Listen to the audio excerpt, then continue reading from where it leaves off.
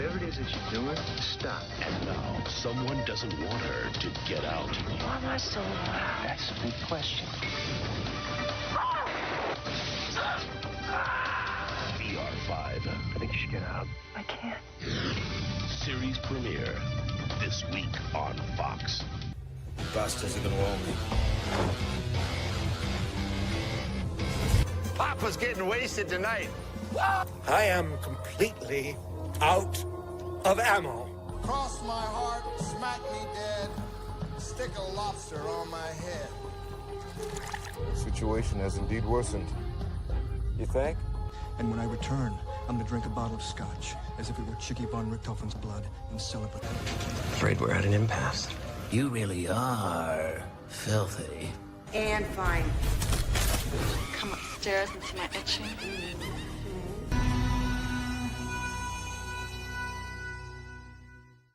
And welcome back, everybody, to another round of Nostalgia TV. We are the graveyard shift of forgotten television shows, and boy, do we have one that is largely forgotten for quite a few people, or you may not have ever heard about it. VR.5 from 1995 on the Fox channel. Now, before we get into this, make sure you like the video down below, comment, subscribe, hit the bell notification so you can stay tuned to all our video content. We got some fun things in store this year, so please do hit those buttons and join along for the ride. Kevin, are you welcome to the game, Kevin Bloom?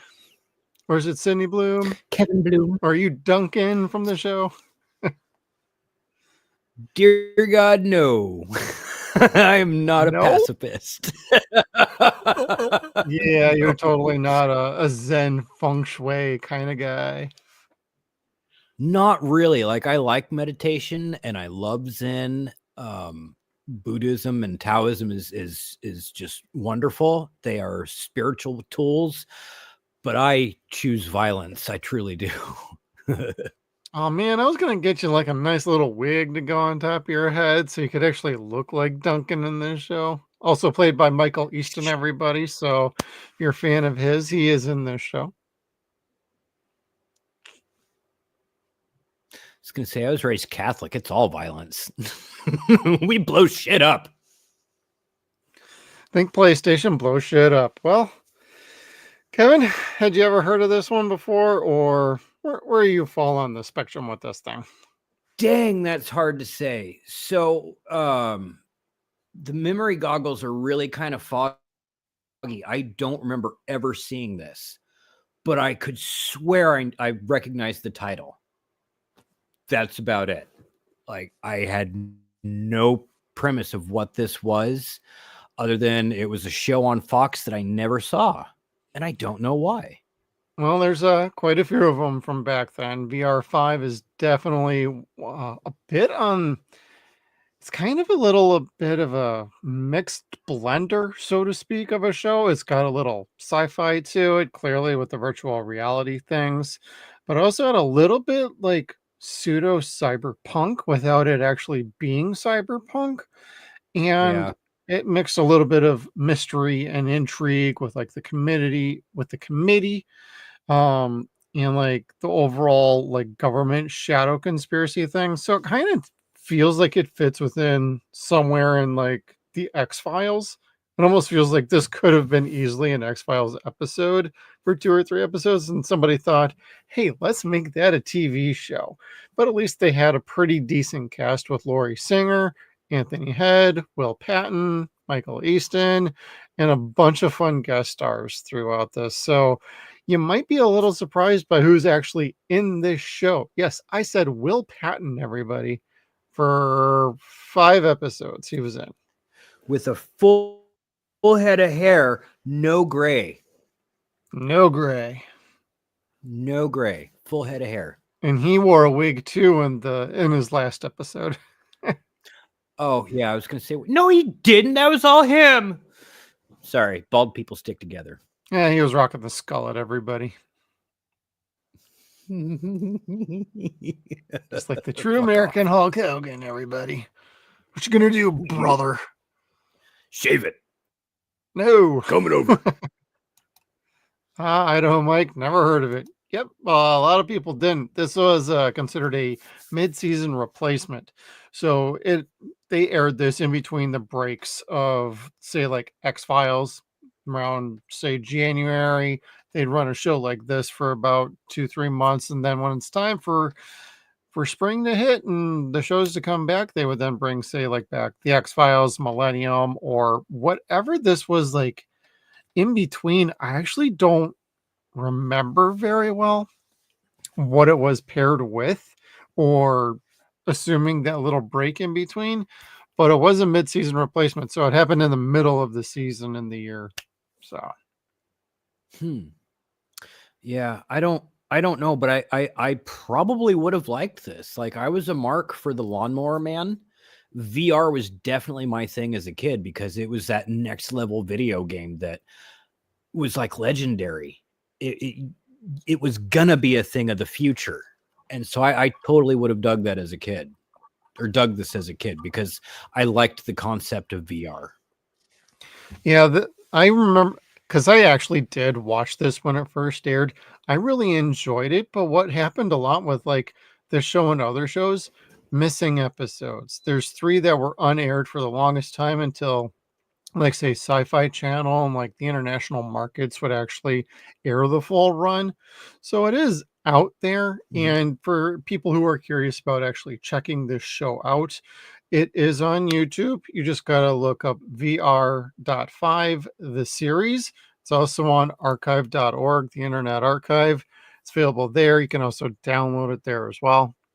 So you can actually find this show, and that's how Kevin and I both watched it, because it's not on DVD. Some episodes were released on VHS tape, oddly enough, and it's never been available ever since. And the fact that it's available on, say, like YouTube without getting pulled tells you that whoever has the true rights to it are not yanking it. So thank God for small favors. Yeah, right. Because they most certainly could.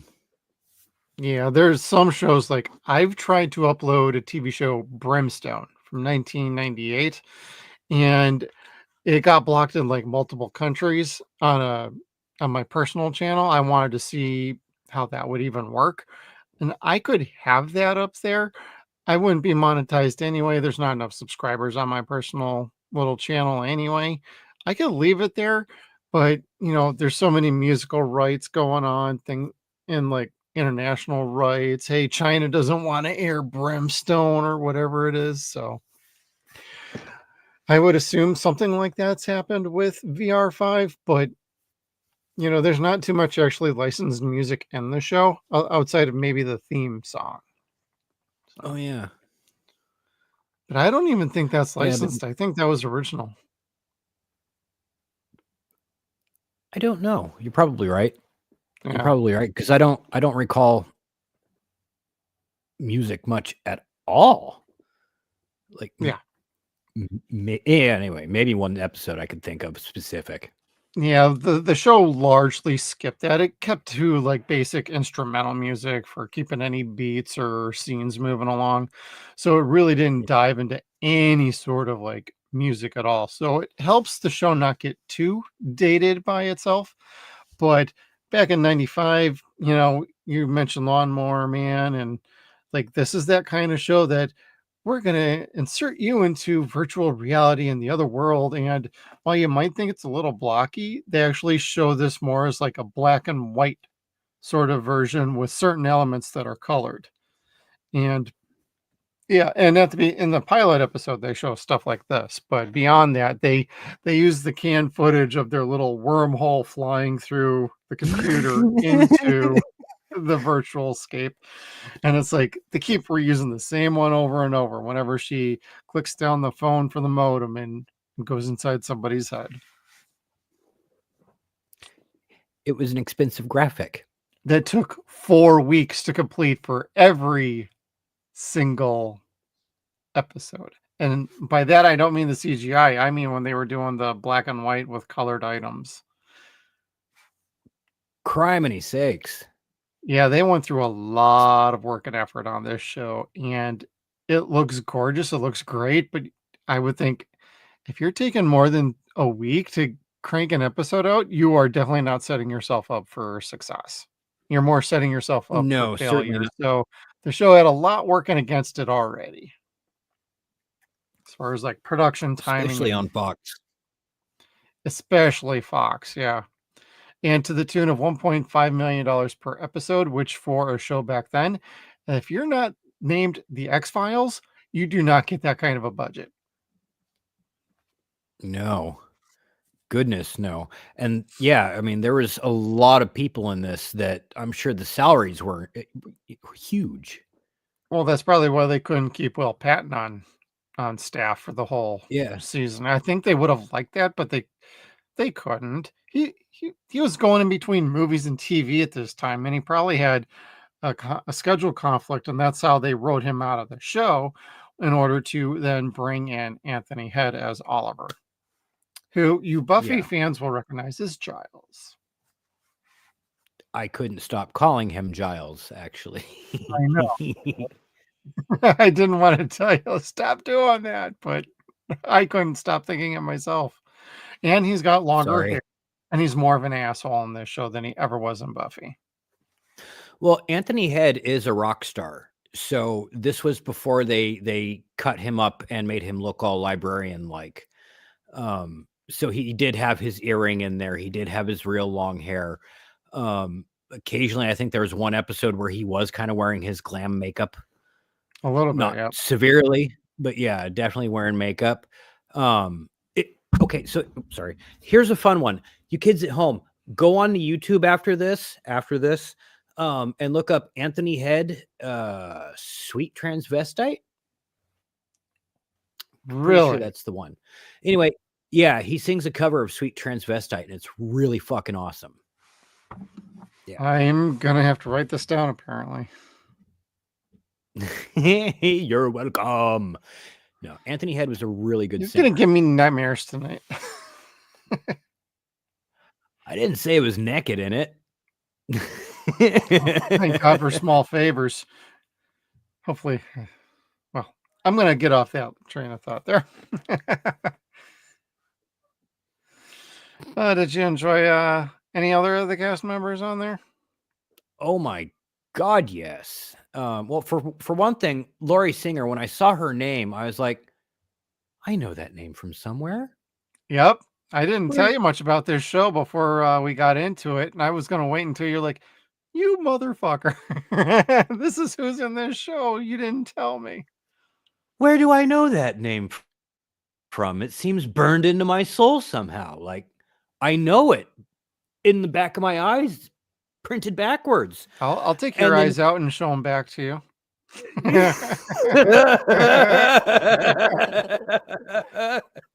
Warlock As soon as I fame, saw her everybody. face, my smile got all big. My heart got all fluttery and stuff. Like, oh, Cassandra Yep. with a K. But really excited to see her. She was fantastic in this. McCallum Ducky. Jesus, what's his first name? Her dad. I can't think of his first name. Dr. Bloom? Yes, he's always David fantastic. McCallum. Yes, thank you. Loved him. Nurse Ratchet was way better than I thought she was going to be.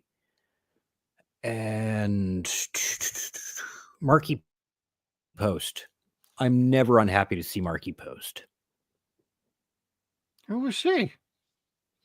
She was in, I think, the second to last episode where it's Oliver's ex-girlfriend. And she's a spy also. And they implant different personalities into her head. Yeah, and oof, I want to say the different Thousand Faces of Annie. What's it called? Something like that. Let me Many see. Faces of Alex. Yeah. Yeah, the Many Faces of Alex.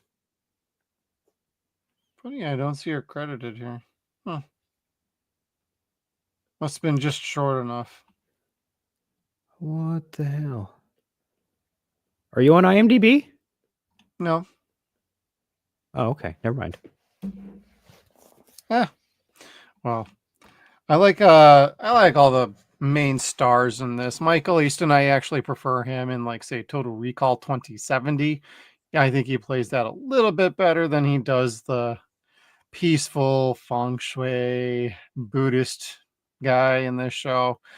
He eventually does get a bit more aggressive, a little more assertive towards the very end, especially when he's trapped in his own little parallel world and dealing with his feelings for the sister, which that's part of the overall arc here. And we'll get into some of that soon. But I like Michael Easton. Will Patton was great when they killed him off. I seem to have this memory of it's so many years ago. There was an interview, and I tried to find this on the Wayback Machine actually, that there was an interview somewhere where they basically said Will Patton's character wasn't really dead, and they do show that, and is that his body is frozen and whatnot, but it ends up being that if the show came back for the rest of the season, which would have been called the back nine back then, because that was 22 episodes for most shows. The idea was he was going to come back and he was going to be the one pulling the opposite side strings, and that he actually wanted everybody to think he was dead. And that way, if they think you're dead, you can run around and do a whole lot of more stuff and do a bit more nasty things that way. And I think the idea was eventually he would become the big bad. That's my opinion, but they were going to bring him back and reveal that he intentionally faked his death so that he could go figure out what's really going on. But I would have had him turn into the ultimate bad guy in the show, because you needed a face for the committee. That wasn't what we got at the end. Some old man with a mustache. with a mustache Who ran a store like the owner of Gremlins, It's like, what is going on here? Oh, the squire dude, or yeah. Caretaker. No. Yep. Caretaker. Yeah. That was, he looked like, they tried making him look like Key Luke. You're right. Yeah. Definitely looked like Key Luke. Didn't fight like Key Luke. No, he fought like a little jackass, but yeah. But he got shot, so it doesn't really matter anyway. Yeah, that was cool. But anyway, that was one of the Hydra heads in the committee. Yeah. I keep on to call it the community. It's not that friendly. Well, I keep wanting to say committed, but it's not really. It's not really like that. Although they have an episode where they commit Laurie Singer's characters of Sydney Bloom. Mom's committed, sort of. Yeah. Admitted. Who is played by Louise Fletcher. Thank you. Yeah. Really look at my notes over here. That'd help. I got a name right. Woo! Who was also in Brimstone, everybody. She was Gilbert Jackson's mother. So a couple years later, she would be in another Fox TV show that would get canceled. Boy, I'm starting to see a pattern here, Louise. What you doing over there, lady?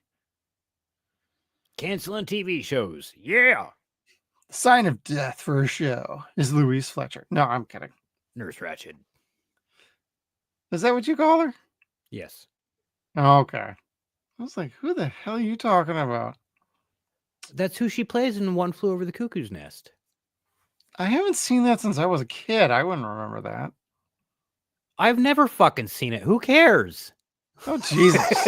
A little bitch. Oh, my God. It's this Ratched in a movie I've never seen. So I'm just going to keep saying it. Whatever. I know stuff. Fuck you. Well, I know stuff, I got too. one thing. I had one shtick. Yep. Well, and you always play it just right, Kevin.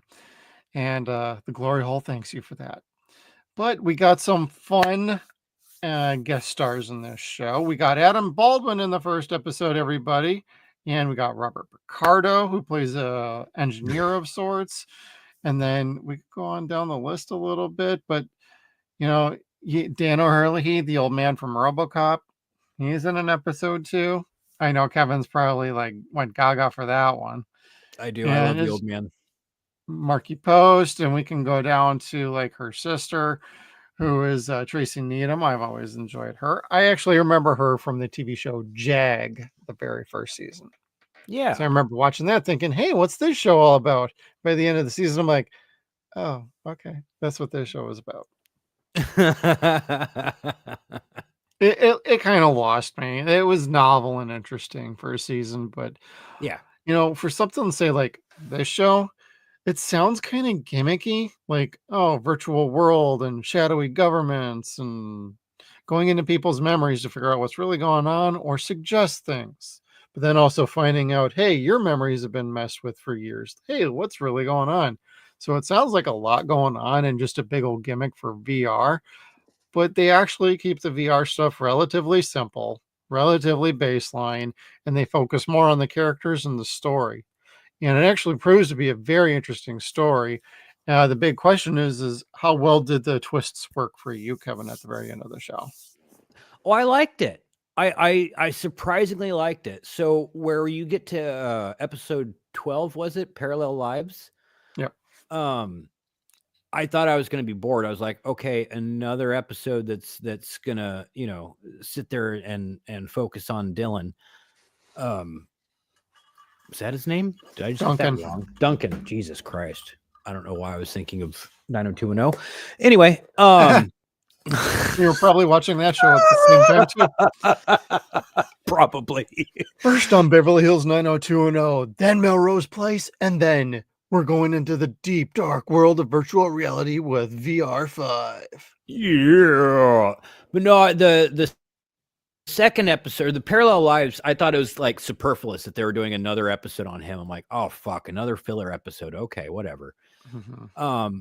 And then they wrote it wonderfully to not be filler. Like it all made perfect sense. And if you didn't watch and pay attention to this filler episode, the ending doesn't make sense at all. And like the entirety of the next episode of him and the sister being in love don't make sense at all. So like I think it all kind of played together really, really well. Like it wasn't completely predictable. Like you knew something happened to the mom that involved the VR. That was about as predictable as it got. The dad still being alive, that wasn't so much predictable, but both of them being alive, ooh, that was kind of fun. That was a fun reveal, yeah. Yeah, I liked that. So, I mean, nothing on here made my eyes roll at all. I enjoyed this. This was fun. For it being a precursor to the Matrix and Cyberpunk before Cyberpunk was really a thing, this was really fun. Yeah, it's a nice little dip your toes in, see how you feel, and maybe they could get a little more cyberpunkish with it, or scale back, pull back in this way, do a little more in the VR world. Sky could have been the limit with their show, and fortunately, it was just too expensive. It was a mid-season replacement, too long on production schedule, and it didn't pull in the ratings that they would like. But I can almost tell you that the ratings that they did get back then for this show, a lot of networks would actually love to get those kind of ratings today. So, oh, I bet just the same thing as say like Quantum Leap when that first aired on NBC, that had ratings that network TV, legit network TV like NBC, ABC, they would all kill to get those kind of ratings today. That's how depleted TV shows have become on national television in general, not just cable. Well, look what's been happening for the last 25, 30 years. Yep. They've been putting crap after crap after crap out, and it all started with Survivor. Oh, let's get some reality TV on there. Fuck, I hate that goddamn show. And everything was a spin-off after that. And like just TV just went downhill. And with the way the streaming things are now, I don't know how many people are actually tuning into network TV. So I don't know what the situation with sitcoms are now. I don't know. Like nothing I've seen on Peacock, Paramount Plus, or Hulu is maybe be like, hey, let me check that out. Yeah, Maybe no kidding. Maybe Resident Alien, And that I don't think that counts. Well, that's actually, wait, did that actually get renewed? I thought that's coming back for another season after I've been canceled. Yes, actually, I think it is. So I think that is sometime this year that's coming back. So I think I could be wrong.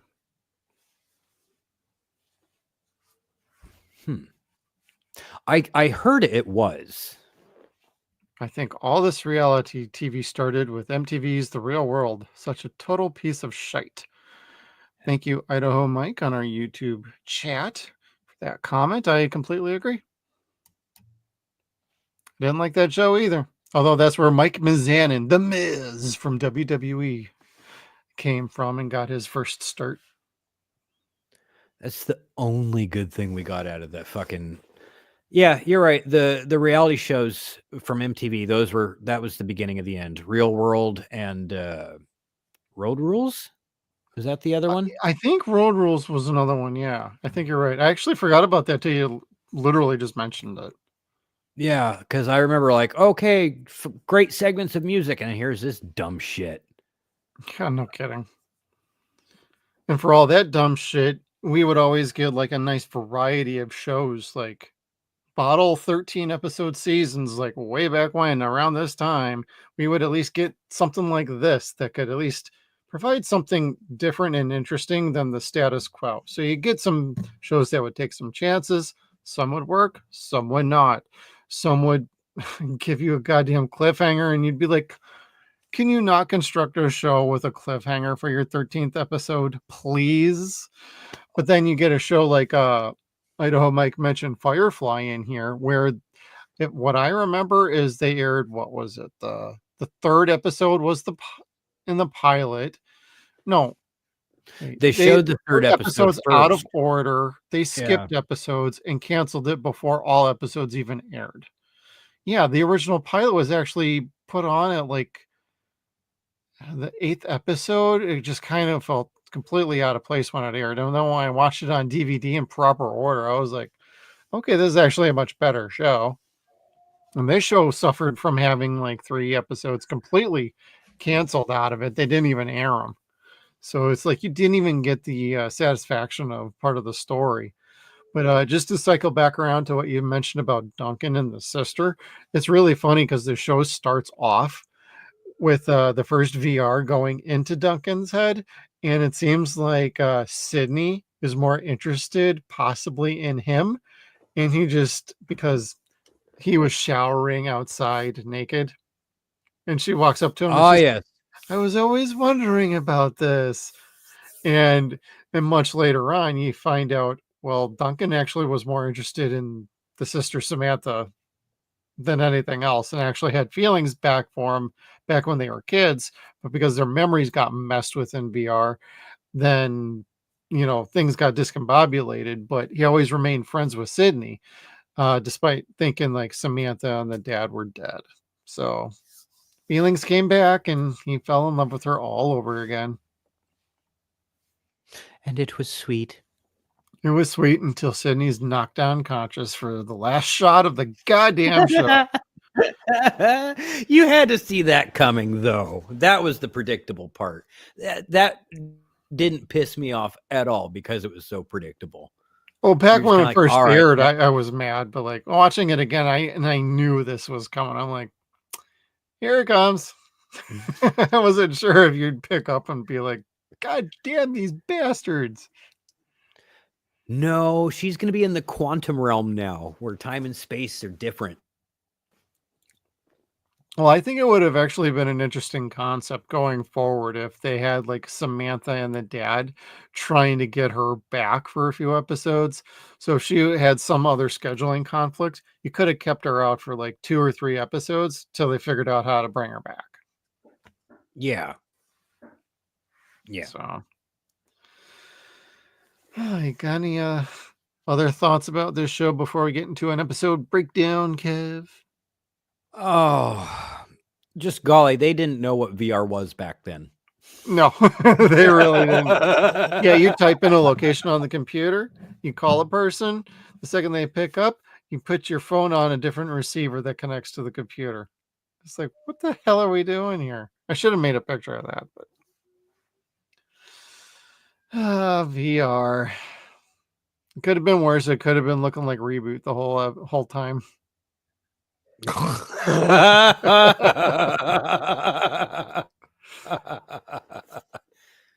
Or like Lawnmower Man with the lawnmower actually chomping down. Oh my god. I love that scene. No, I know, that's a Lawnmower fun Man's scene. in your head now. In your head. Wait, was that with Matt Frewer? The second one was. The second one. Okay, thank you. Yeah. Yeah. Ay. All right. Let's check that breakdown, I guess, then, because this show is wild. All right. We start with the pilot. A tech wizard with tragic past discovers that she can use her top-of-the-line photorealistic, more like realistic, VR tech to bring people into her VR world via phone and computer and see or alter their subconsciousness. She uses this on her date to see if he is a creep and later finds out he's a murdering psycho and is later recruited into a mysterious organization called the Committee. Thank you, Adam Baldwin, for providing to be a complete psycho in this episode. Totally loved it. And you are never brought up ever again. Right? I was like, at some point, she's got to feel some sort of like guilt or feel something about, I killed some. I know she didn't actually like kill him. She knocked him in the head with a shovel and knocked him out. And then the Committee dealt with it. But it never comes up again. Ever again. No, well, yeah, but that threw me for a loop, though. Like, I thought he was just going to be one of the characters on the show. I thought so too, but hindsight and I remembering him not being in this show, I'm like, oh, Adam Baldwin. It never clicked until this time rewatching that I'm like, oh, it's Adam Baldwin, the man they call Jane. Yay! The good Baldwin. The best Baldwin, the only Baldwin. That's true. That's true. Oh, and then Will Patton. I love how he's getting his massage in this episode, and and you think he's like some ancient dude, and completely crazy. No, it's just revealed he's just getting a random massage from a masseuse in the back room of his classroom. I thought his nipples were gonna get twisted or some shit. I thought he was getting his attached with like a battery cable and the battery hookups. Hey, got to get something jump started around here. Yeah. Woo! But at least the first pilot got off to a pretty good start, and they started introducing the Committee, which I don't know about you, but I think that's probably one of the dumbest names I've ever heard of a shadowy organization called the Committee. I love the logo they had, though. But yeah, it was kind of cool. I liked it. Yeah, especially when you later find out it was part of the dad's journal, and Sydney put all the images together to come up with the one main one. It's like, yeah, that's pretty neat.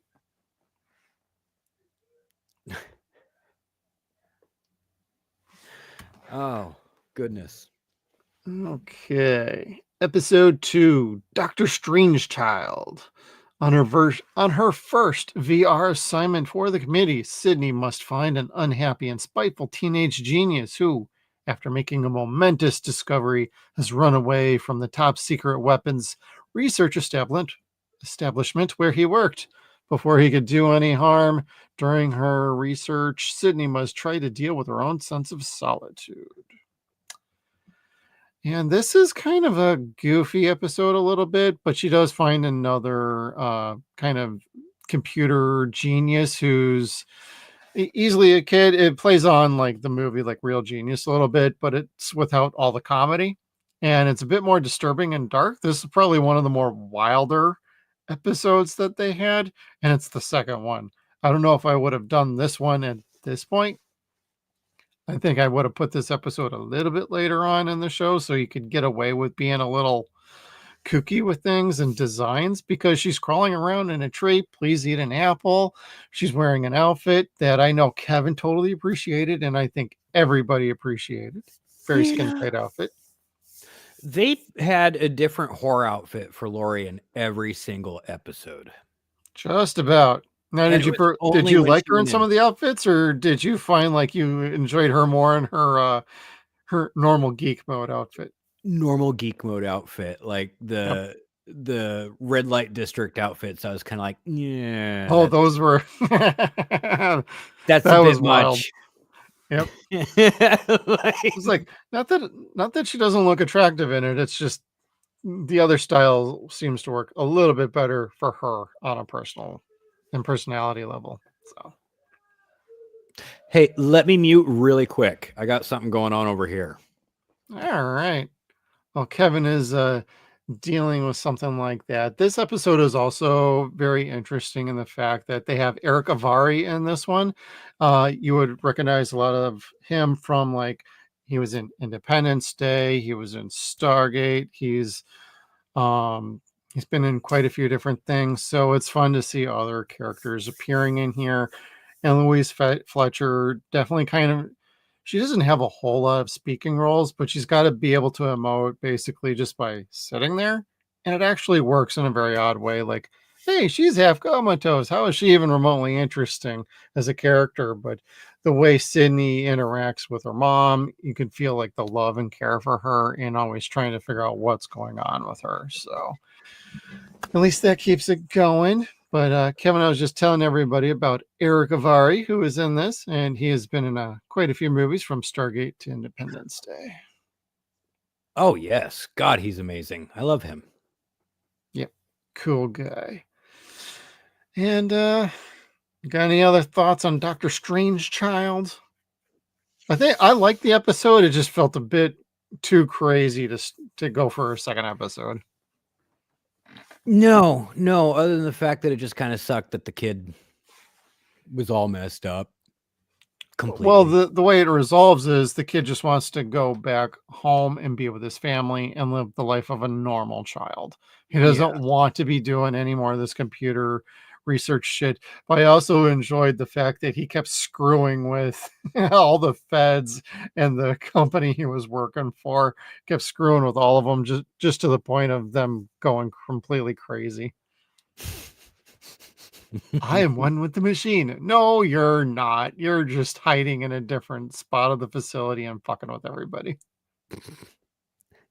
And he kept leaving signs. Deeper.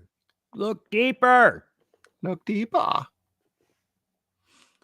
Well, look no deeper than episode 3, where we talk sisters. And Sydney investigates the mind of Janine, a cashier at her workplace, whom she discovers is stealing money. Sydney herself gets pulled into the excitements and thrills of these criminal activities in the virtual world. Yeah, this is one I vaguely remembered from, I want to say it was on Sci-Fi Channel, because this one never actually aired on Fox. Oh. And so it was fun to actually watch this one again. So this is probably the second time I've ever seen this episode. And it's an enjoyable one, but it also feels a bit out of character that Sydney's just already feeling like, hey, in the virtual world, I'm getting pulled into this lady's like crazy excitement factor of I need to rob and be a hardened criminal. And she keeps running into like Will Patton in the episode, the doctor. And it's just kind of a weird flow of an episode. It's hard to describe this one. Do you have any thoughts on this one? It was misleading for me. Like I didn't really care for it at first because I thought it was going to involve Samantha. Oh yeah. Because it's named Sisters. Yeah. So I just assumed it was going to be the two Bloom sisters, not spiritual sisters that was very close to being lesbians. Which there's nothing wrong with that. But if this was on Showtime, Kevin, or Cinemax, maybe there'd be a little less wrong with that.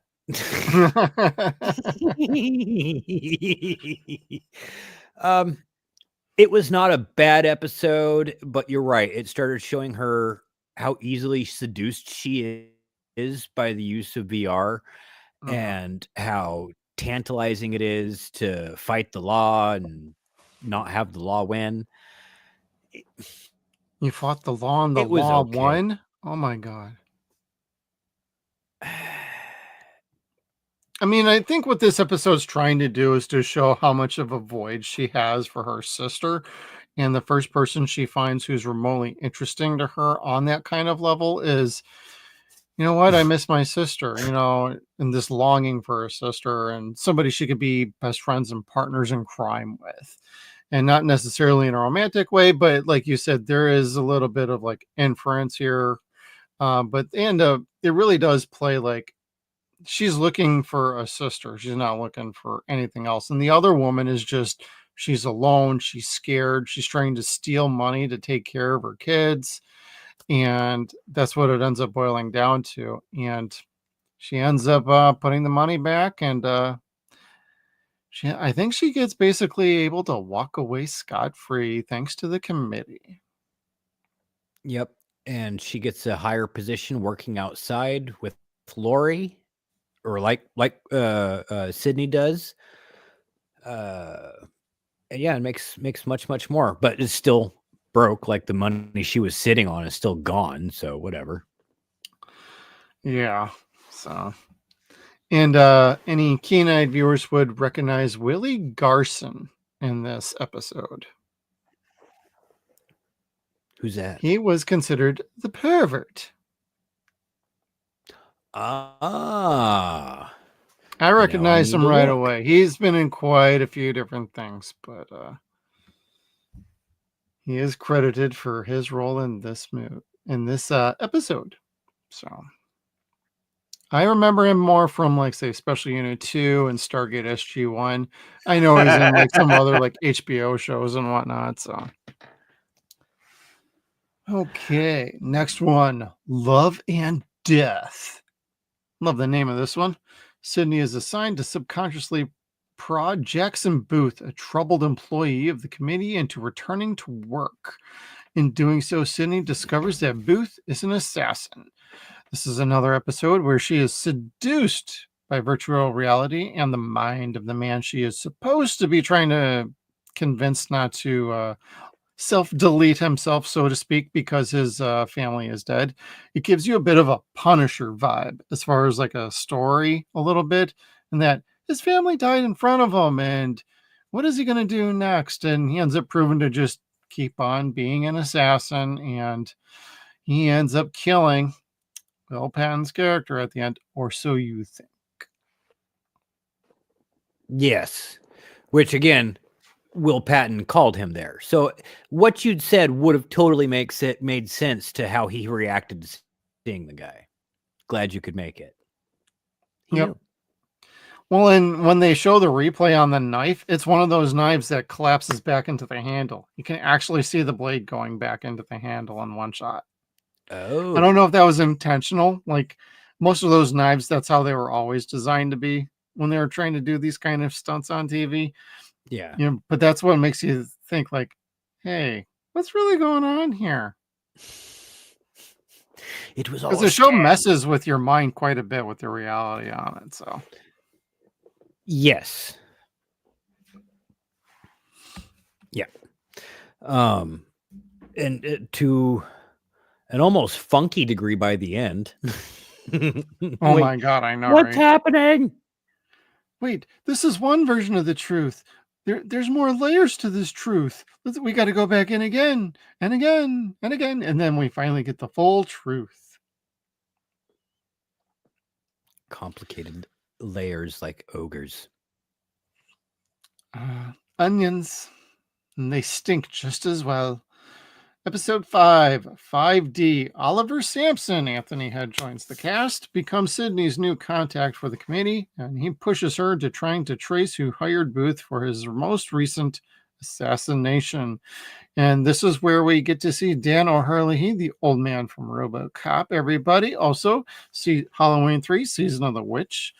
And I like him in this. He's only in it for maybe about like 5 minutes, but what he serves as a purpose for is a relation to her father, and that her father was involved with the committee on some sort of level.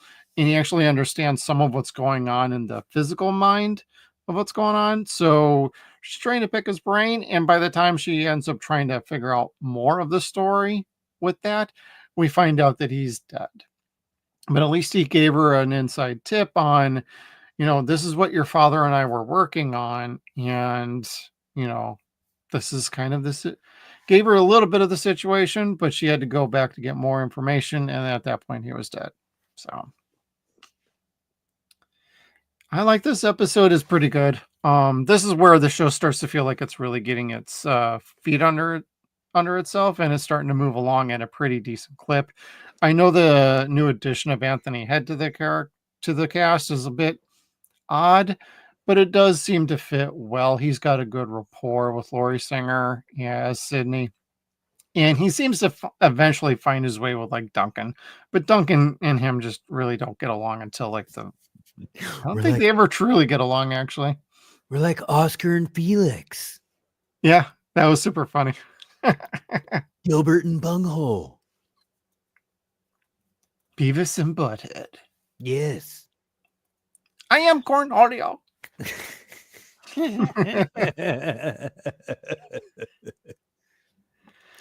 Did you like this episode, though? Yeah, I could not complain. I really couldn't. It was a nice follow-up. It was a nice follow-up to not see her be so seduced with the Jackson guy, I guess. Is that the best way to put it? Since that's all she was doing in the previous episode.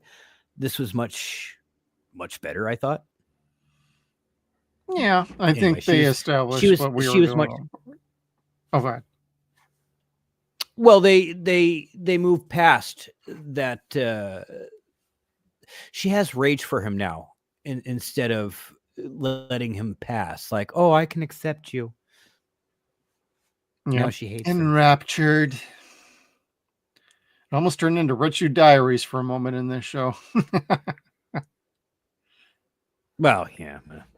Well, especially in episode 4. Especially what's good about episode 5 is it keeps the plot moving. It doesn't sit too far on it. It feels like it's just a 2-parter, and then from here we get rolling on into episode number 6, Escape. Sydney is kidnapped by a faction of the committee who brutally question her to discover her secret. She manages to contact Duncan for help, and he enters into VR in search of her. Oliver is somehow in possession of the journal of Sydney's father, but is he on Sydney's side? And I like this one because Duncan actually is doing something more than just being a, hey, far out, man. He actually has to go freaking help Sydney. And this is when he starts to really butt heads with Oliver. And I appreciate that because it gives a nice dynamic to the show. Like, not everything is always hunky-dory with Oliver or anybody. True. It really kind of broke the cycle of what the show was doing, or like the formula of the show, by making him learn to use the tech and have to use trial and error to figure out how it works. And then once he figures out how it works, how to solve the mystery. How am I going to solve this mystery? Let's bring in a bunch of mystery movies. And he types in a bunch of mystery Oh my God, that was situations. fantastic. I actually enjoyed that. Yeah, and they were all different types of either spy movies, detective films, or just something crazy like that that'll help him, something that he's familiar with that'll help him figure out how to get to Sydney and figure out where she's at. And it was all really, really smart. And he portrays himself as a different character 3 or 4 different times, and he does it very well. Yeah, Michael Easton is a very good actor. I really appreciate him. I just feel like I don't think the show used him to his talents until about this episode. And it's like, here we go. Now you're starting to get into what he can actually do and bring to this show, which at this point, I really like him in this show. And how he stays for the rest of this series is excellent, in my opinion. But I think the best use of his talents is actually the TV show Total Recall 2070, which a lot of you, what the hell show are you talking about over there, Jeff? Was It was a very good show based off of the original Total Recall story. It is not a sequel. It is not anything to the Arnold movie.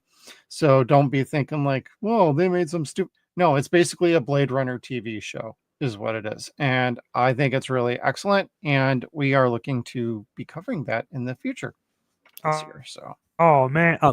Yay. hey, you're I not never did going get to to see mind it. How that do you- pilot though of 2070 because there's some steamy scenes. You're with gonna get anyone I care hoo-ha, about? Sonny. Hoo-ha! So it's not USA. No. It was a show, Yeah. I believe, that was originally intended for Showtime. Oh. So the first Oh. episode is a bit risque, so to speak. It was later edited for syndication. Oh, God damn it. So, but it's a fun show. But Michael Easton, I like when he finally got a chance to lead an episode here. It also gave probably Lori a chance to breathe because the show really relied on her to push a lot of the story forward at nearly every episode. So you lay that off for an episode and it's a nice change of pace as long as you're not going too crazy into like all your other characters. Like, I don't know if I would have liked an entire Oliver episode or an entire Duncan episode, but what they did with this one was a nice mix of everything. So everybody was able to get a chance to carry the episode in their own way. And later on, Duncan basically does get his own episode, but I think that was appropriate at that time because Cindy didn't really need to be in that one. They really had to make the point, drive the point forward that, hey, there's something to the sister and the dad. And yep, they are alive, both of them. And they're the ones that went into VR to go into Duncan's head at that point. They fucked with him. Well, and we'll get to that episode soon enough. But like, I really, that's one of my favorite episodes, actually. Let's see here. I did enjoy her being in the insane asylum, so that was kind of fun. Yeah, Reminded me of her scenes in Warlock a little bit. You know, it was really hard to watch this without going, put him in her room. Everything is plastic. There you go. It just popped into my head. I love Warlock. We all do. Rest in peace, Julian Sands. That's been what, like a year or two now? Yes, and I think his birthday was last week. Last week or last month. Rest in peace, good sir. We're losing a lot of people again now too. So we lost David Lynch today. That was insane. Like the Bob Euchre thing, I was surprised. I mean, he was but not. 90 anyway for Bob, but Yeah, but David Lynch, like he posts once or twice a week on Facebook, man. Like, yeah. Gosh, did not see that coming. Like I felt really bad for a lot of my friends because like I don't follow him, but I know a lot of my friends follow him like very closely. So yeah, like a lot of people are really upset today about that. Yeah, I was like, wait, what? What the hell's going on? Like, this is a crazy day for things like that. And I just started thinking about all the movies I've liked of his. Now, he's not all hit with me. Some of them are hit or miss, but like one of my favorites is Mulholland Drive. And I really enjoy the original Twin Peaks TV show. And I still haven't even seen the revival, the so-called second season. I think now I'm going to have to go watch it just because I'm curious. Because he never went back and did sequels for anything. And he got robbed on the first season of Twin Peaks. So, as one does, because I remember that was popular as hell. Yes. Well, and Amy and I watched that a couple of years ago, and even by itself, I mean, that was a show that was canceled. We can always add that to the rotation too sometime this year. But it's actually really good, and I enjoyed it. So, Kevin, we got a comment. Idaho Mike. By the way, Kev, I watched your VR golf video. Why did you turn off the comments? I just wanted to agree with you that you suck at golf and that your daughter's a real cutie. Cheers. Okay, so thank you. She looks like my wife and acts like me. She's a fucking pain in the ass. I suck at golf. Everyone in my family golfs except for me. I play mini golf. That's when I say, God, I want to go golfing and I'm totally relaxed. I'm playing walkabout mini golf because it's got like Zen music in there and it's all really pretty and I'm super fucking like calm until I swing that putter. There goes my serenity. Yeah, I suck at golf. Love VR. That's one of the better VR experiences you could play. If you have a chance to play it on either the MetaQuest or the PSVR 2, definitely check out Walkabout Mini Golf. One of the better VR experiences. Good to hear. Good to hear. Yeah, I watched that too, and I'm like, oh, he made a comment that I was thinking about earlier today. That I suck, or that I was going to get clipped before for a rating for swearing. Hey, nothing wrong with that. You could swear. Oh. Only if I turned off the comment. Is it a problem? Oh, you did turn off comments? I didn't even know that. No, not intentionally. Oh. I think it was an accident, to be perfectly honest. Mike, I can turn them back on if you want to make a comment on that video. Yes, actually, a clip-on mic. That's a very good point. I have that right here in this box. I forgot to use it again. And again. Yep. I will bring that with me when I go to the beach this weekend or next week, because I'm going to be needing it apparently. Gotcha. Yeah, but I do have clip-ons. Clip-on. No, that's clap-on. Where were we? I got the clap-on. Facing the Fire. Episode 7. Episode 7. Oliver instructs Sydney to make a VR link to test a pilot in a psychiatric hospital. The pilot keeps seeing fire and hates his father. Sydney enters the hospital disguised as a patient, but has trouble separating his memories from her own. This is about the time that Sydney starts to wonder, hey, something's going on with my memories of my dad. So it's your first tip off in warning, like, hey, some of the memories may not exactly be accurate. Yep, and you don't figure it out completely until episode 12. And you're just like, oh, shit, now that makes sense. Okay. But this was a good episode. I mean, outside of the fact that Neil was in it, like, you're not going to get a better actor than him being in your series. Neil McDonough, everybody. And he had normal hair color.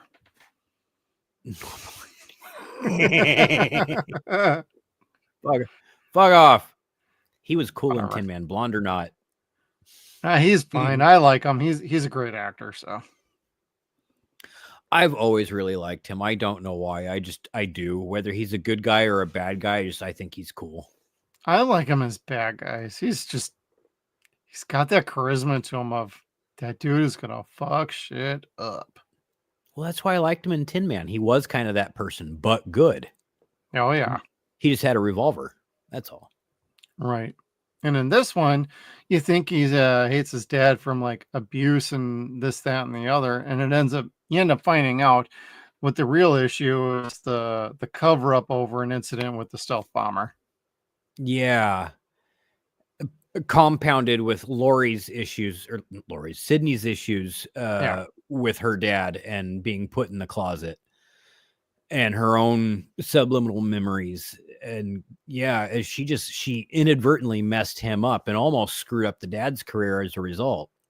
Yep. So that was actually pretty interesting. I'm like, I don't remember this episode very well. And I just kept watching like, this is really good. I think we're really consistent at this point with the show. Yeah. Like they definitely got the story beats down. They definitely have a direction they're going in. And it feels it just feels a lot more compelling at this point rather than, oh, we need to spend 4 or 5 episodes just kind of figuring out how we want to move this show along and find a ground. Most shows, you got to work out kinks for a few episodes. Some shows take a season or 2 to figure out kinks until season 3 when they finally figure it out. And then they got 3 really good seasons. That's usually the sweet spot for most shows. Seasons 3 through 5 for most.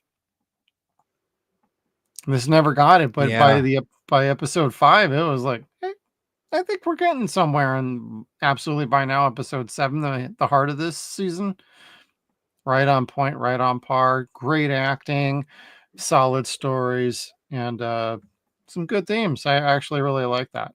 It's like trying to confront some of your fears about family members and dealing with your guilt and conscience. So yeah. and then fessing up to your own mistakes. Right. Like you got all of them. I just kind of like that. She's like, oh no, that wasn't him. That was me. and she took it personally that I need to fix this. So I did like that. Yeah. Yes. Yeah. She did take very good care of him. Like she didn't need to. She did more than what the committee asked. And that was a cool sign of her character. Yeah. And I actually thought like the committee would actually do something as kind of a retribution to her for doing that. And they did not. So I don't know that they knew what they wanted the committee to be at the end. Yeah, I think they kept going back and forth, and by the end of the show, it's definitely a fractured group. Like they reference it's splintering at the top, so there's like 2 different sides, and I'm like, oh, I almost had this feeling they're going to introduce another organization that's going to combat both of them next season if it came back. Like they get through this one season, and then the second season, oh my God, they're going to introduce a new faction or a new group or a new something. So if it keeps going, I had a bad feeling it was going to end up being competitive VR simulations and people and stuff. Japanese game makers are going to come over. Koreans, yeah. Koreans. Too soon. No, kidding. But no, excellent episode. I love that they used the stealth bomber because back then that was kind of a big deal back in the 90s for us. Hell yeah. I had the poster. I had a model toy. I don't know what happened to it though. Cool. I think it was one of the things my mom got rid of on me. It was dope. I did a really good job painting it too. Now I need to go get one of my airplane games and play. There you go. Is that a VR game too? There is one. I don't own it. I could. Understood. I have an airplane game called Ultra Wings, which would probably crack you guys up because I usually take a good hit before I play it, take off, and then try to land. Whew, stressful. High as a kite, still stressing out. Yep. But you know what's more stressful than landing a plane high? Landing a plane sober. Yeah, no kidding. I wouldn't. I'm gonna die! Everybody else, I'm taking everybody else with me. The hardest thing though is the fucking helicopter, and then it's worse because my cousin died in a helicopter crash, so it's like fuck. Oh God, no, thank you. Yeah. Well, sometimes there's some tough choices, Kevin, but there's no better choice than episode 8, Simon's Choice. Sydney enters the VR realm to probe the mind of a self-confessed traitor scheduled for execution to find out why he did it. She discovers he was being blackmailed by people who held his son hostage, and in the process, Sydney must come to terms with her anger towards her own father. And we got some fun guest stars in this one, everybody. Robert Davi, Dustin Nguyen, and it's a hell of a good time. I didn't like this one. No. Did you at least like Robert? I did. Because he just basically plays himself in just about everything he does. Yeah, he does. He does. Like, he wasn't a bad guy this time. You think he is, but he's not. No. Scheduled for death row. I was like, wow, that's kind of crazy. I can't say I didn't like it. Like, conceptually, this was a really good episode. Acting wise, it was a really good episode. Yeah. Tonally, it's a bummer and a drag at the end. Yeah. Like, his son that he thought was dead wants nothing to do with him, thinks he's a piece of shit. The traitor, like, who's getting married. Yeah, who's getting married. And she works the machine to get them both in there at the same time so they can have that like basic playing field where they could see the truth of one another. Yep. And then he gets killed and executed by the end. And you're like, wait, what?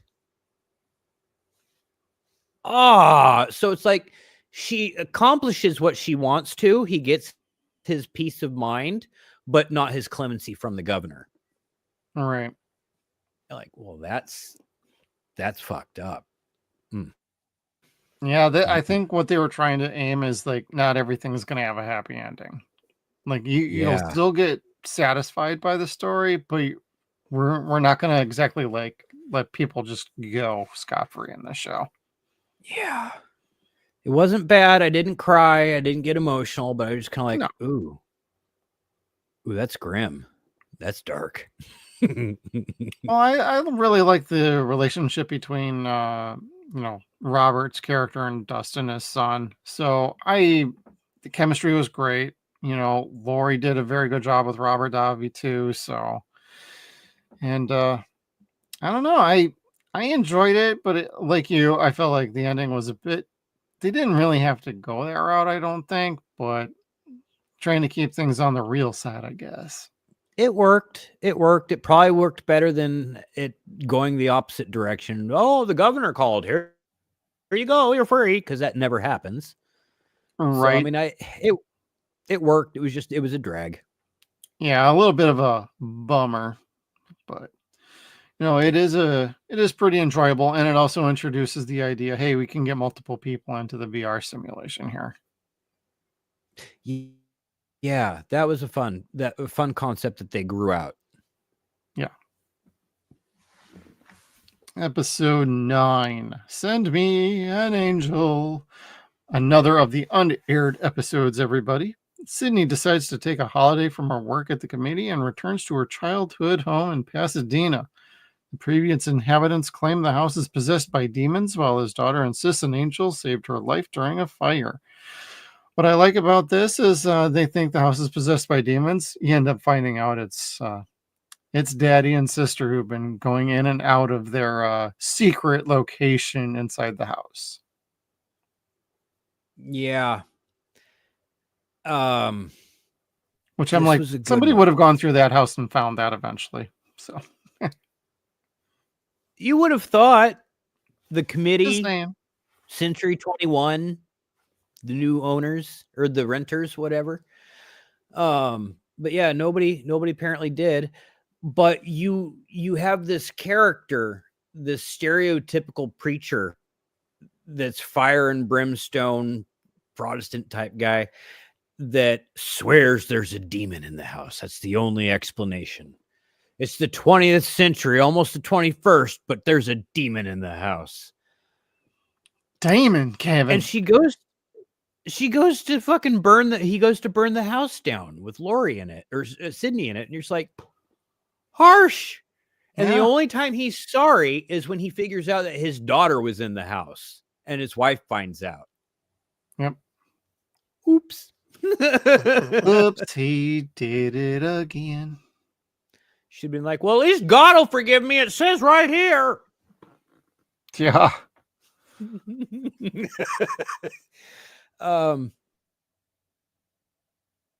Yeah, that was a fun episode. I didn't dislike that. That started to open up that story more of Dad, Dr. Bloom, and Samantha are alive.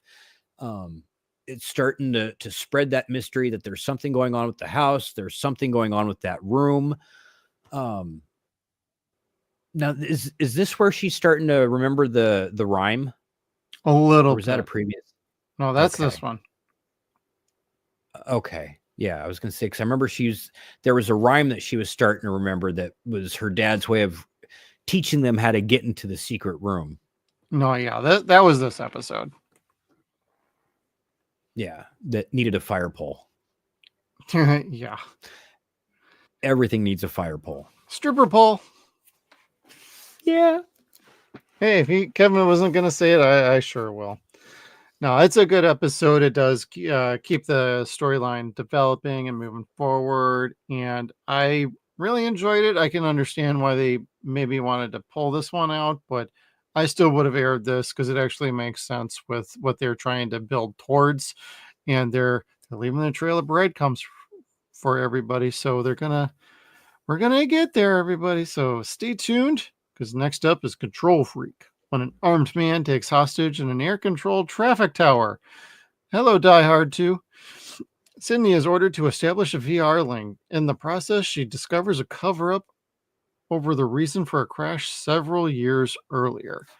Now, this one for me, I did like it, and you're starting to feel like Oliver is starting to kind of turn the corner on his character a little bit. We do get some fun cameos. We got Stephen Root in this. He plays one of the FAA negotiators, so bonus points for getting him in here. Where's my red stapler? And I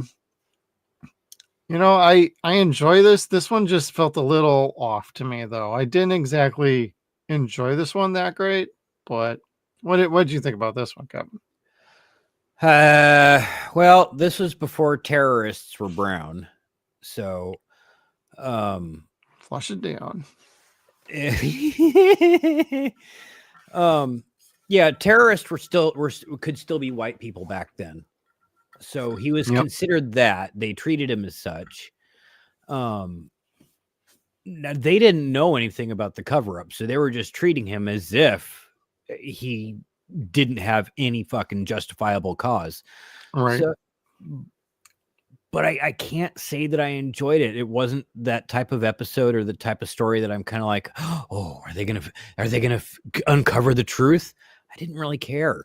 It didn't. It wasn't as intriguing as previous or following episodes. Yeah, this is one of those that's definitely kind of like I would call this a filler episode, where it really just wasn't needed at all, other than to maybe tell a storyline beat in here, maybe make a reference to something on the overall plot. But overall, the main story is basically isolated. Nothing really works around anything at all, other than maybe Oliver starting to turn the corner and be like, I don't know what's going on with the committee. Think I want to start protecting Cindy a little bit more, and maybe start digging in and figuring out what the hell's going on around here. Yeah, because otherwise, this was kind of like watching just a very lame version of The Negotiator. And The Negotiator is a dope flick. Is that with Nicole Kidman and George Clooney? Or am I thinking of a different one? No, I think that's a different movie. That's The Peacemaker, I think. Yeah.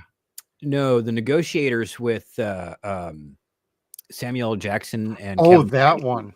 Okay. That movie's the shit. I never saw that one. I do remember it now that you bring it up, though. It was pretty intense. I liked it. Cool. Yeah, it was this in an office building. It wasn't air traffic control. Now, what the things that the guy was trying to do, like bringing out the 100 Phantom planes over the U.S., that was kind of cool. Yeah, that was entertaining. But otherwise, it was okay. It was fine, largely forgettable, though. Yes. So when I say it was okay, when you say it's a filler episode, I'm agreeing with you on that. There are no bad episodes to this series. No. When we get to the end, I'd say I'd give this solid 8, higher than what they give it on IMDb. And there's a couple reasons why, but there are no bad episodes to this series. They're just some episodes that are just okay. Yeah, I would totally agree with that. assessment straight up. So some episodes are easily better than others, and some are way more interesting than others. And, every once in a while you're going to get an episode that's like, that was fine. You just, and next episode. So if you're in the idea of doing a binge watch, you'll get right through this, no problem. It isn't going to bore you. It's just, you're going to feel, you know what, there wasn't a whole lot that happened in this one. Well, they're going to make up for that in the next one. And that is The Many Faces of Alex. An increasingly careless and disillusioned Oliver assigns Sydney to an unknown contact. This contact turns out to be Oliver's former lover, Alex, who may know the whereabouts of Cindy's father. Kevin, what did you think about this one? Tell us about it. Oh, Christine. I love Marky Post so much. This was fun. This was so fun. I liked it. It was a spy thriller. That's what this episode was. Yes. It was a spy thriller. It was kind of like your Jason Bourne type of movie. The committee did things to her brain to make her a more efficient assassin and to forget the things that she'd done for plausible deniability. She thought that she was supposed to murder somebody else when in reality she was supposed to be bringing Dr. Bloom back to the country. So, I mean, it had that little bit of like Metal Gear Solid feel to it too. So it was really cool. And then on top of that, you had your regular story of finding out Oliver's backstory in a way, and then his broken heart. And it didn't feel like filler. It was good. It was a good character exploration for him. Yeah, this was a very important and much needed episode for his character. I would have argued you could have probably moved the Control Freak episode after this one instead of before it to give the last two episodes a big impact. Like, give everybody a little bit of a breather, and then let's end the show as best as possible and see what we can deliver as far as a satisfying conclusion for the audience. But this was very important. I really enjoyed this episode a lot myself. You brought up Jason Bourne. I was feeling those same vibes myself. I'm like, this is the kind of style of episode that really works in this kind of show because it feels perfect. Like Oliver's backstory, you're finding about opposing sides with the committee, and we're getting all sorts of interesting tidbits in just general. And this is where I think it really accentuated the positives on the show and hit any of the weaknesses of the show. Yeah. So, and of course, Marky Post, Alex Miller, and Samantha Bloom. Samantha. Tracy Needham. God, she looked great. My dad really liked Jag. And that's like you said, that's where I remember her from. Yeah. I actually had to look her up when I saw her again. I'm like, where do I know her from? So I looked her up and I'm like, oh, she was in season 1 at Jag. Yeah. That makes a whole lot of sense. She's a stunner. I can easily see why Duncan liked her more than Lori or Cindy. Sydney. Yeah, she was really cute in the uniform. Yeah, totally true. Not as good as Amanda Tapping as Lieutenant Colonel Commander Carter. Samantha Carter. That's my favorite Samantha. Okay, and let's see here. We roll into Parallel Lives, episode number 12. Duncan awakens in a mirror universe, an alternate reality perfectly opposite to the one he knows, in which Sam is alive and Cindy, I keep saying Cindy, it's Sydney, is dead. And I like how this episode basically makes you wonder, hey, what the hell is really going on around here? This is very strange because you think he can dial up and get out of this, and he can't. And nothing is working exactly like it did for every time he was working with Sydney in any of the work that they did in the VR simulators and situations that they would find themselves in. So nothing went exactly as the way he thought. And then it's just nice having Samantha actually taking control for a whole episode. And I like how she played like this.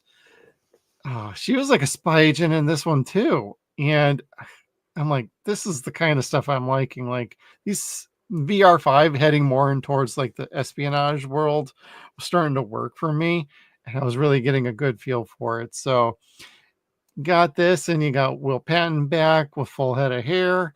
You got Dr. Joseph Bloom, David McCallum, Trace Needham, and Penn Jillette of Penn and Teller fame, everybody. This was his second appearance on this show. Which when he came back, I'm like, God damn. That made me happy, though. It was cool. Seeing him in the pilot was funny. That was great. Oh, but he seeing was him a great come back asshole. later was even better. Yeah. Yeah. I'm washing the car for you now. That was a total Back to the Future scene if there ever was one. Yes, Marty, I'm cleaning your car. The wax job's almost done now, too.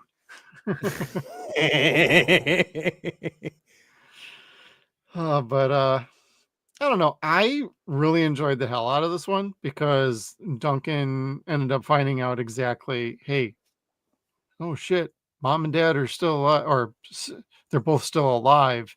And now he has to tell, he's got to tell Sydney exactly what the hell's going on. And what I like is they're using their own little setup and gimmick, and it's all portable. Whereas opposed to Sydney's, who's it's like a full on like desk setup.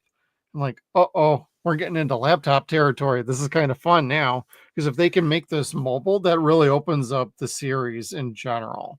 And I think that would expand into, they could go to different parts of the country. They could go around the world, started to feel like, hey, I wonder if this could work in a different TV show in another way. So I really enjoyed that aspect. And I love the reveal that they're both still alive. And you end up figuring out, hey, they're in the house, but they keep popping in and out of the house in their secret room. With no fire pole. With no fire pole. Goddamn Batcave renovations. Jesus. No, but I didn't think I was going to like this episode. I thought this was going to be a filler episode. Well, it starts off kind of like, oh God, what are we getting into with this episode? Well, it's just Duncan being fucking goofy. It reminded me of, say, like where in Smallville, Lex had the dream that he was a Kent and he grew up as a loved child instead of being a Luthor. It's kind of like that. And you're just kind of like, or you're thinking it's going to be like that. And it turns out to be much better than that. Yeah. But Lordy, it does get a little frustrating at the beginning. It got frustrating at the beginning for me, thinking that it was going to be that type of episode, that type of story. And it turns out to not be. There isn't the second universe. It's Samantha and Dad fucking with Duncan to see if he's able to be trusted. Yeah. And yes, of course he was. They didn't have any doubt, but they put him through that shit anyway. Because they just had to know. And I like the dad's satisfied face as he's just like, yep, we got him. We're good now. It's like, if it went another way, were you going to totally fuck with Duncan's mind? It almost was like, are we getting a little Dr. Jekyll and Mr. Hyde situation with the dad? That'd be crazy right now in this show. And that could have been an interesting character development going forward, because in the next episode, we really don't see the dad for very long. No, not really. Not until what? The very end? Correct. And he's in the bushes watching everything go down. Creepy. Well, we can get right into it. Episode 13, the final episode, Reunion. Sydney is trying to get out of the country with Duncan and Oliver, and she sees her sister, goes running, catches up to her. And I'm like, damn it, Duncan. All you had to do was like grab her by the hand, go up the escalator. You basically got on the escalator, left her standing there behind you. And after like 5 seconds, he didn't look back and go, Sydney. No, he waits and waits and waits. Well, she's eyeing up, hey, it's my sister down there. I'm going to go see her. And then they're both trapped with like this loaded up escalator and they can't get down. I'm like, you guys are like in that one instance, I'm like, whoever wrote that was fucking stupid. That was like the most idiotic thing that I've seen in this whole show. Was just that setup. It's like, you had to come up with something to get them separated, but that was lame. Yeah, kind of. You know, the worst part about that episode for me is I'm maybe like 3 weeks out from having just watched Home Alone 3 or Home Alone 2, where they have the mishap in the airport, and I'm just kind of like, no, this is so stupid. Not this again. Otherwise, it was fine. It was perfectly fine. Yeah. Especially Oliver catching up to them and saying, the next time I risk my life to save yours, talk me out of it. Like, yeah, dumbass. Yeah, that was the line of the show so far, in my opinion. It's like, next time you want me to save your life, don't. Yeah, because everyone gets their ass kicked or killed trying to save your ass. Yeah. Sicko. But it's my sister. It's like, oh, okay. How many fucks do I give today? 0. Well, it's also like they've been like hiding and lying to you for years at this rate. They know you're alive. They're intentionally trying to figure out what the hell's going on with you.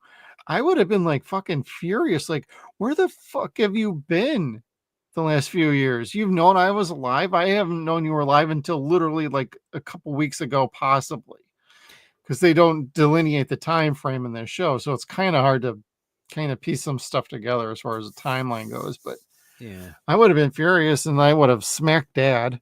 Would have been like, you fucking lied to me. You know, where the hell you been? And you're going further into VR. You're on like VR level 7 at this point. yeah. Time Man. and space mean nothing. Time and space mean nothing. He found Dad Facebook. is going further than we can know. Memes.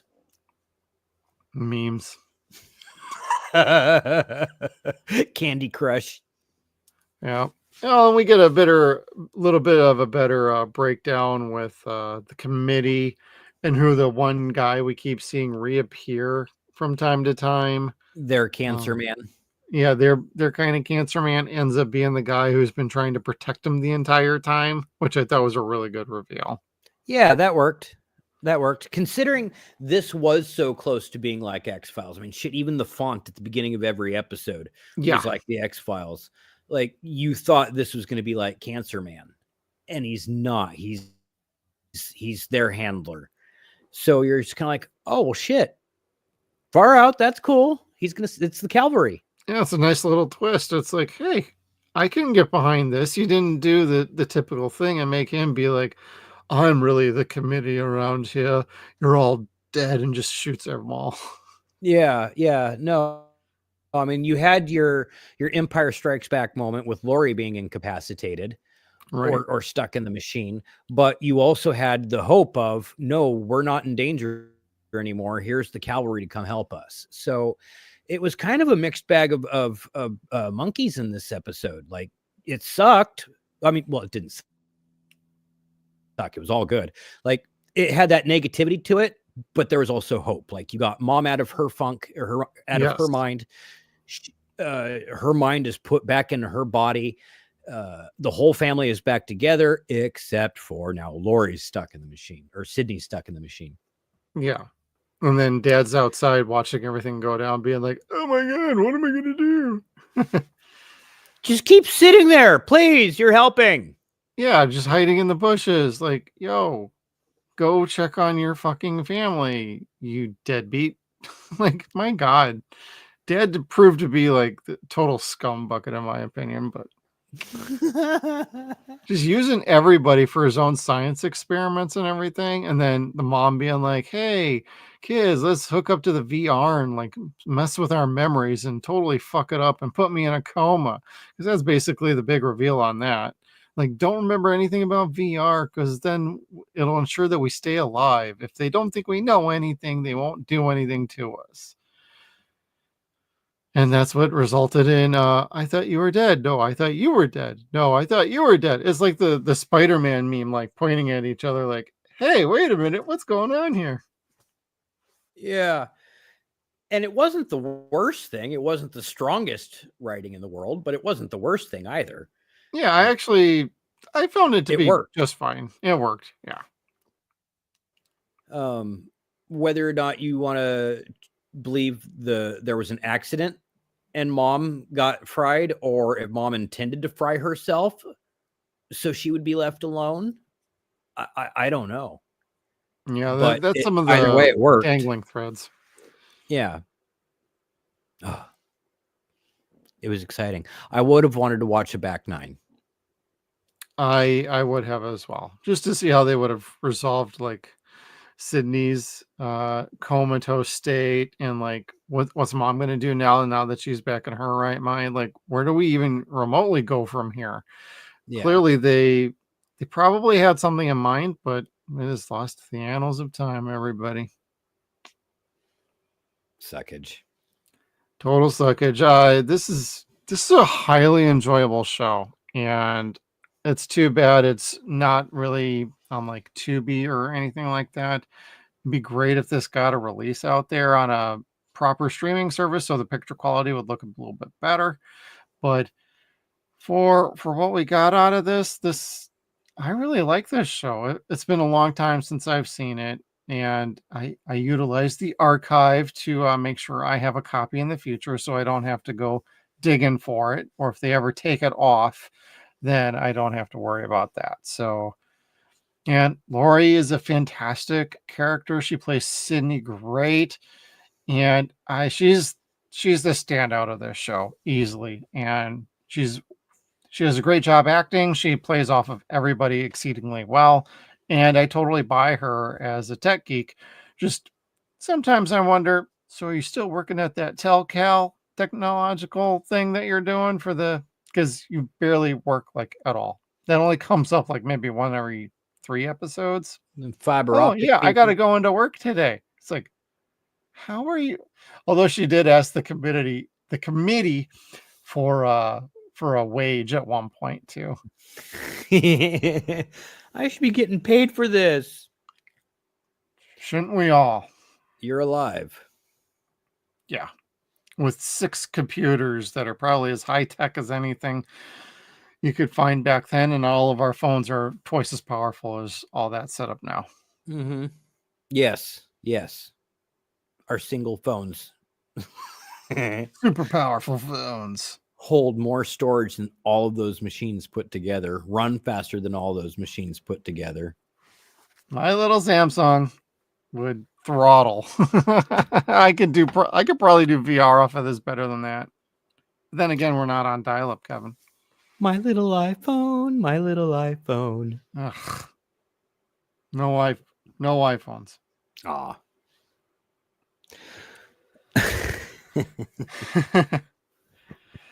Oh, any other thoughts before we say goodnight to everybody, Kevin? Well, I did have a little thought and a little something to show you guys. So you guys know at home, I love VR games. I play VR games all the time. They almost surpass the regular sit-down video games I play at this point. And so when Jeff told me we're going to be doing another VR show this year, I got really excited because I love the history of VR. Like I said, I'm a big mark for Lawnmower Man. I'll watch it over and over and over again. I don't care how stupid it is. Yes, those are all like Nintendo 64 graphics. They all suck nowadays, but that's the way it is. The things you could, yeah. Let's jump ahead. Oh, so let's look at this. 1995. They were talking about these virtual worlds where, like we said, she's flying through the air, like this, wearing these glasses and these gloves, power gloves. And this is how she chooses to spend her leisurely time. I cannot judge. I played Labyrinth Golf.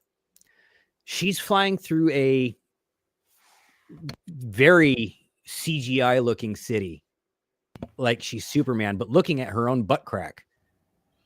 Androgynous butt crack, by the way. Yes. But anyway, so like VR was beautiful back then. It was mysterious because nobody had it. It was too expensive. And it got to a point where we didn't think we were gonna have it because it was so expensive and so impractical to have in home use. And for a lot of cases, it still really is. Like the Meta Quest is your best bet to get virtual reality. If you get the PSVR 2, you need a PS5, which is $500 plus, and then the PSVR 2 is $500. Oof. So it's a really, really steep tool, but you can do a hell of a lot crazier shit with it today than you could have 30 years ago. True. Yeah, no, you can't jump into people's minds, but you could do some Yet. really crazy things. You can go flying, like I said. You can do dance maneuvers. You can go hiking. You can go swimming in the ocean.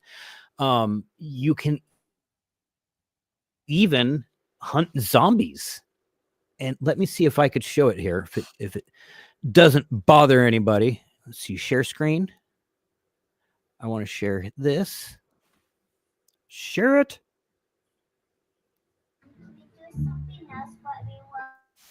You want Dad to kill zombies? Yeah, I love killing zombies. I would kill zombies with you. Okay, Dad. Daddy, the other glove. Yeah. Harley, turn that off. Well, it doesn't want to go to full screen. Harley. Turn it Oh, that's okay. Thank you. So anyway, I'm going to be playing a game called Arizona Sunshine. I'm going to kill the zombie. And Let's face it, people like killing zombies. People like VR. I don't want to, when I try, I don't want to kill the zombie. The zombie will eat me here. Now turn to zombie and eat you. Because I don't want to. Well, I appreciate that. You just got game splained by your own daughter. No shit, right?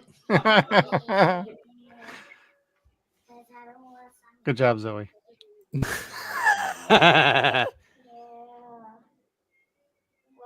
Yeah. Grab a beer. Eat you either. No, zombie will eat me. Okay, Dad. This is the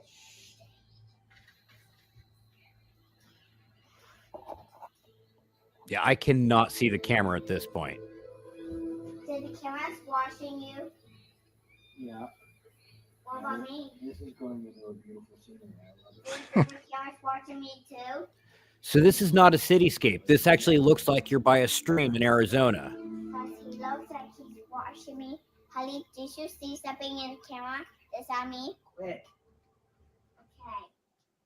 Okay. Okay. I did say okay. Okay, are you ready to kill zombies? I'm just gonna kill a couple zombies, I think, to I will. make it worth everyone's while. I might find a zombie. Where's the zombie? There's a zombie right there. Ooh, that's a pretty fancy bomb there. Yeah. Man, I was expecting, Did he die? I don't know, something you found on the internet or There's something. something. But not too shabby, Dad. Not too shabby. These people look as tall as you or taller. A lot of looting in this game. A lot of looting. Yeah. They're very juicy. Stopping what's sitting in the door. Because someone looked like that like this. Zombie would you kill. Now check this out. I love this. I'm glad we're doing this right now. Is that a hot dog? It is a hot dog. Where's the camera? Right there. Check this out. The makers of this game made it so you have to get food in order to regain your health. Yeah. And the way you maintain eating food, Yeah. you gotta suck it. Kevin, you're really good at that. What happened? What happened to this? I gotta. What happened to computer? Honestly, The hey, if computer I almost can, broke. guys, That was just real TV. quick, I'm That's so the TV sorry about what I broke. said about your little park here. That's something to Earlier, There's I a just, zombie. I wasn't in the right headspace, There's a and zombie. this is really nice. Really nice. I just want to say. There's a zombie. Oh, she had a lot on her mind. It's right there. You almost hurt. Aim for the flat top. Right? Ordinarily, I'm a really good shot. Well, you're distracted a little bit. I think Oh, I was so frustrated. Hello. What's that sound? I'm kill fast. I killing her. Pew, pew. Kill anything unless it's already dead, which is I killed her. crap. Pew, pew. It's a zombie. Yeah, unfortunately. Sounds real grand. I get her. You had fun rolling in here eventually. If I use a shoe gun, that's going to make her happy. What's that? We'll see if we can get food. Oh, it's not as fun. Juicy. Somebody earned a trophy. For eating something juicy. I don't eat it. You usually do. Uh-huh. Well, red meat's not really good for you. It's just delicious. That's the problem. I love peanut butter, not jelly. Yeah, I know. Jelly makes me throw up, and ketchup and ranch makes me throw up too. This portion of my life brought to you by embarrassment. Not my favorite ever, because it makes me throw up. Because I will go to dentist. You tell him, Zoe. Yeah. Here. That's why. Hello. He's not listening, Zoe. Any more? Let me look. I see something in the bathroom. The up close ones are fun. I read Yeah, that but- Sonny. And she's already dead in the bathroom, okay? Look, when they're done pooping, they're zombie poops. Mama. Well, she might have been. Bigger gun. But I was really telling her she ain't.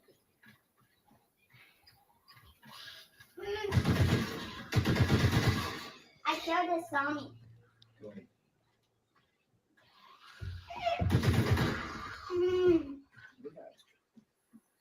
Okay, let's go on my way. What's what? Check in the bathroom. Let's check in the. What? He's stuck. Oh, sadism. That's another fun part about VR. Choices to be a sadist. Okay. We forgot to kill her. Okay. Somebody's sleeping. Because it looks like somebody's sleeping already. Because you're very easy to kill. Tommy, this trip. Tommy, this trip already.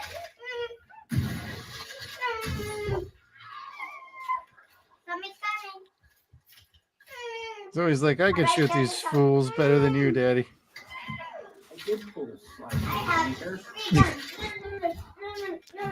I have My kid's on cocaine. Why you have my other two? I have my other top. I have a top. Yeah, so there's a lot crazier shit you could do with VR now than you could 30 years ago. Like, you can't go into people's minds, but you could do some really scary shit. Like on this video game, I've pulled a pin out of a grenade, popped it into a zombie's mouth, and then like pranced away and waited for it to explode. Wow. Gloriousness. Yeah, VR is awesome, kids. Definitely try it. Oh, so there was this one VR game that I got to play. I think I told you about it for my son's birthday. It's a there is a King Kong game. There's a Godzilla game. Oh my God, it'll give you goosebumps. Is it what kind of game is it? Is it a fighter or is it you destroy the shooter? city? No, it's a shooter. You're in a helicopter and there's kaijus attacking the city, and you're trying to attack the kaiju, and then in comes Godzilla, and so you're trapped in between the other kaiju and Godzilla, and you got to shoot at both to survive. Interesting. Godzilla's fucking huge. That sounds kind of fun. Yeah, and like that's some of the snazziest shit about some of these licensed VR games, like Ghostbusters. You get the sound effects from Ghostbusters in your head in these 3D sounds. It feels like you're holding the proton wand. It looks like you're shooting the proton stream. What else? Whether Starship Troopers, it looks like a 10-foot bug from Clendath who is running down at you, and you got to shoot it in the abdomen because if you hit it in the legs, it's still gonna fucking swing at you. Like, these things are just amazing to put you into these fucking movies or cartoons or shows that you've always wanted to be a part of. Definitely recommend it. Pretty rad. Any other recommendations you got for people? The Exorcist. That's an awesome one. There you go. Yeah, pistol whip. That'll make you booty shake and shoot people. You did that when we were doing John Wick. Yep. Operation Wolf will make you nostalgic. It is the exact same game, but it puts you inside of it. It's really fun. Nice. Yep. It's a lot of fun. Good. And I can't think of anything else. Subside just came out, and that is a diving game, and it's absolutely beautiful. Sounds interesting, actually. Yeah. Just don't stay underwater too long. You die. Ah. My wife's like, what the fuck just happened? You drowned. Do you wish to go to easy mode?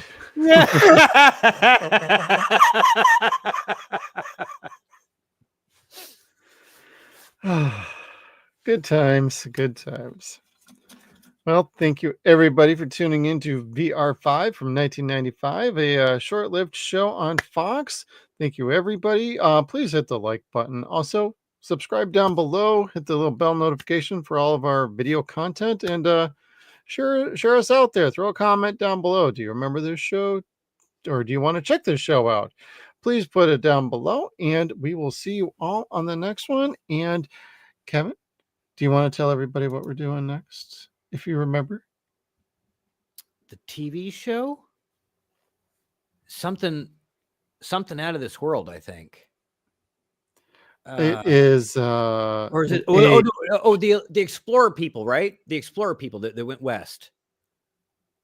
Oh God, no. This is what I deal with every God. day. Everybody, Dark Crystal: Age of Resistance from Netflix.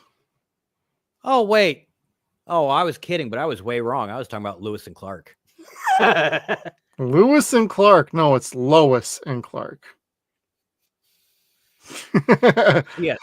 Yeah, we announced our February schedule today. We're doing season 1 of Lois and Clark: The New Adventures of Superman, starring Dean Cain and Terry Hatcher in the month of February. 2 parts where we want to give the show and the season the appropriate attention it deserves. And we're also doing all 4 of the Christopher Reeve Superman movies. Yes, all 4. So, but next week, in the next week or 2, we will have Dark Crystal: The Age of Resistance, and we're also doing the Dark Crystal movies. So everybody stay tuned for that, and we will see you all next time.